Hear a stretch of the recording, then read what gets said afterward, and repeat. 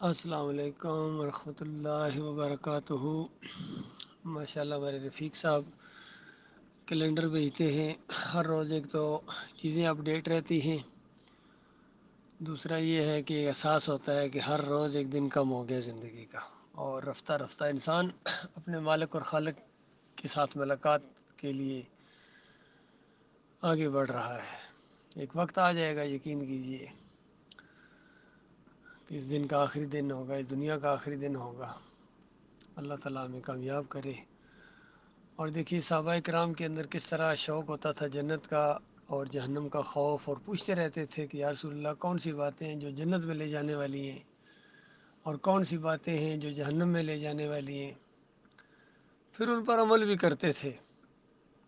آج زیادہ تر لوگ انہی چیزوں کے اندر ملوث ہیں جو جہنم میں لے جانے والی چیزیں ہیں، اور ان چیزوں سے دور ہیں جو جنت میں لے جانے والی ہیں۔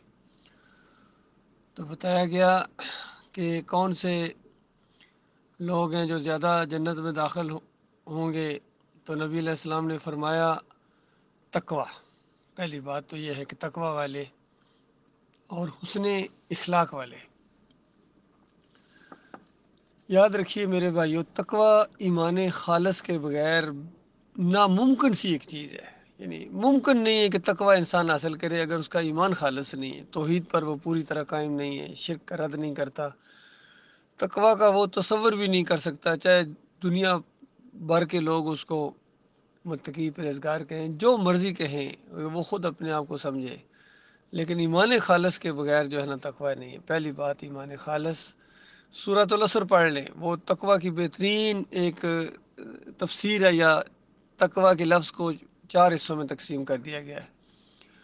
ایمان خالص، عمل صالح، اللہ کو خوش کرنے والے اعمال اخلاص کے ساتھ، اور پھر توحید کی دعوت دیں گے تب تقوی آئے گا، ویسے نہیں تقوی آ سکتا ہے، گھر بیٹھے ڈرائنگ روم میں بیٹھے تقوی نہیں آ سکتا کبھی بھی۔ جہاد کرنے والے ہوتے ہیں اللہ کے راستے میں، سچوں کا ساتھ دینے والے ہوتے ہیں، اور اللہ سے ڈرنے والے ہوتے ہیں، یہ ہے متقی پرہیزگار، اور جمے رہنے والے ہوتے ہیں۔ اگر ان میں سے کوئی ایک چیز بھی نہیں ہے تو یاد رکھیے تقوی نہیں ہے۔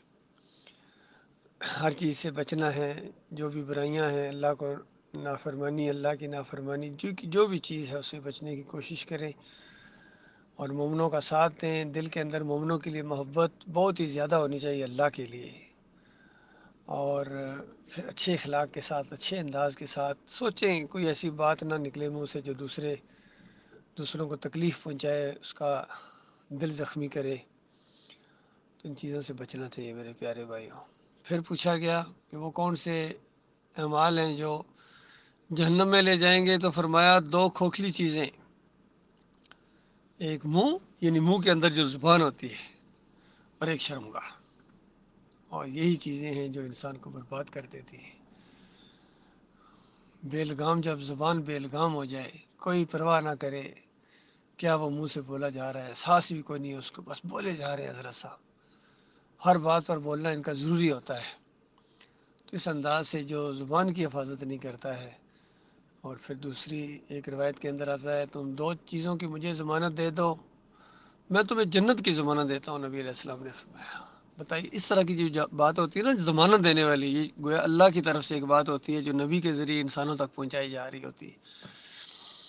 تو بتایا گیا کہ ایک یہ زبان اور ایک شرمگاہ، یہ دونوں باتیں کنٹرول میں رہیں، دونوں چیزیں کنٹرول میں رہیں تو سارا جسم کنٹرول میں رہتا ہے۔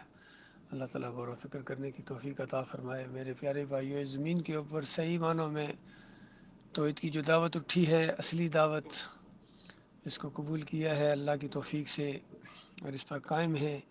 ہمارے بھائی کتنے ہیں، اور کتنے ہیں وہ چھوڑ گئے ہیں، راستہ بدلی کرنے کی کوشش کی ہے، انہوں نے مختصر کرنے کی کوشش کی ہے، اور اس راستے کی مشکلات اور پریشانیوں سے وہ گھبرا گئے، کوئی نہ کوئی بہانہ پھر اللہ دیتا ہے نکلنے کا، علیحدہ ہونے کا، تو نکلتے رہے ہیں، اس کو چھوڑتے رہے ہیں، ڈر اور خوف کی وجہ سے، کچھ لالچوں کی وجہ سے، کچھ رشتہ داریوں کی وجہ سے، ہر ایک کے اپنے اپنے تحفظات ہیں۔